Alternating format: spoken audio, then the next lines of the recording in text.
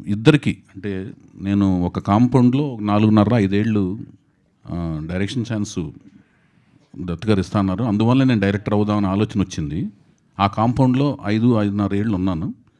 తర్వాత ఇంకో కాంపౌండ్‌లో నాకు డైరెక్షన్ ఛాన్స్ వచ్చింది. ఇద్దరూ నాకు చిరస్మరణీయులు. దత్ గారి ఫోటో నా ఆఫీస్‌లో ఉంటుంది. అలాగే నాగార్జున గారు నాకు అవకాశం ఇచ్చారు. వాళ్ళ కుటుంబం నుంచి వచ్చి ఎదిగిన మహిళా శిరోమణులు, అదేంటి శక్తి స్వరూపణులు అయిన వాళ్ళిద్దరూ చేతుల మీదుగా ఇంకొక ఫ్యూచర్ భవిష్యత్తు మంచిగా ఉండాలన్న ఉద్దేశంతో నేను పరిచయం చేస్తున్న తెలుగు అమ్మాయి వాళ్ళ చేతుల మీదుగా అమ్మాయి పరిచయం కావడం అని అదృష్టంగా భావిస్తాను.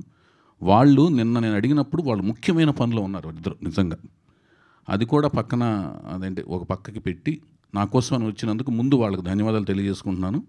అలాగే తను పూర్తిస్థాయి నిర్మాతగా మారినప్పుడు వాళ్ళిద్దరూ వచ్చి ఆశీర్వదించడం కూడా లాస్ట్ టైం మా గురువుగారు రాఘవేంద్ర గారు వచ్చారు, అలాగే దత్ గారు వచ్చారు. ఈ టైం నందమూరి తారక రామారావుని ఆశీర్వదించారు. అతనిది ప్రబలంగా మంచి అప్రిసియేషన్ వరల్డ్ వైడ్ వచ్చింది. అట్లాగే ఈ అమ్మాయికి తనకి వీణకు కూడా మంచి ప్రబలంగా వరల్డ్ వైడ్ అప్రిసియేషన్ రావాలని మనస్ఫూర్తి కోరుకుంటున్నాను, విష్ చేస్తున్నాను. తనకు మంచి భవిష్యత్తు ఉండాలని మనస్ఫూర్తి కోరుకుంటున్నాను.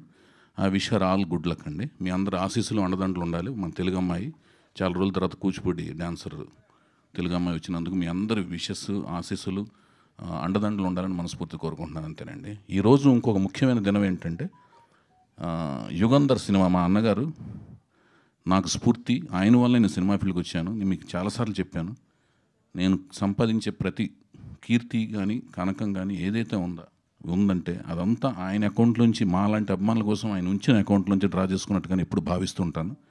సో ఆ కీర్తి కానీ ఆ కనకం కానీ నాకు ప్రసాదించిన ఆయన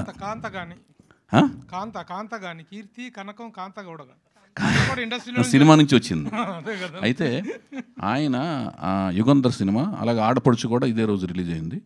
సో రెండు అంటే నాకు అనుకోకుండా లాస్ట్ సర్దార్ పాపారాయుడు రిలీజ్ రోజునేమో హీరోని మా నందమూరి తారక రామారావు గారు హరికృష్ణ గారి మనవడు, అదే రామారావు గారి ముని మనవడు, హరికృష్ణ గారి మనవడు జానకిరామ్ గారి అబ్బాయిని పరిచయం చేసుకోవడం జరిగింది. ఈ రోజునేమో యుగంధర్. ఈ సినిమాకి నాకు ఒక కనెక్షన్ ఉంది. ఇళయరాజా గారు చేసిన ఏకైక సినిమా రామారావు గారి కోసం అద్భుతమైన రికార్డింగ్. సో ఆ సినిమా రోజున వీణని పరిచయం చేయడం అనేది ప్రపంచానికి తెలుగు ప్రేక్షకులకు పరిచయం చేయడం ఒక చిరస్మరణీయ ఘట్టంగా ఫీల్ అవుతున్నాను. ఆడపడుచు అనే సినిమా కూడా రిలీజ్ అవడం అనేది. సో అది తర్వాత భానుమతి గారు బహుముఖ ప్రజ్ఞాశాలి. ఆవిడ కూడా స్టూడియో అధినేత. తర్వాత పాట ఎంత అద్భుతమైన గాయనీయో మీ అందరికీ తెలుసు. సో ఆవిడ కూడా దర్శకురాలు, నటి. ఇంకా ఆవిడ అందరికీ ఎంత అద్భుతమైన కమాండరో తెలుసు కదా మీకు. సో ఇది ఒక అద్భుతమైన గర్వకారణంగా ఫీల్ అవుతున్నాను. అలాంటి మంచి ముఖవర్చస్సు మీకు నేను చాలాసార్లు చెప్పాను. ఆవిడని పరిచయం చేయడం నేను చాలా ఆనందంగా ఫీల్ అవుతూ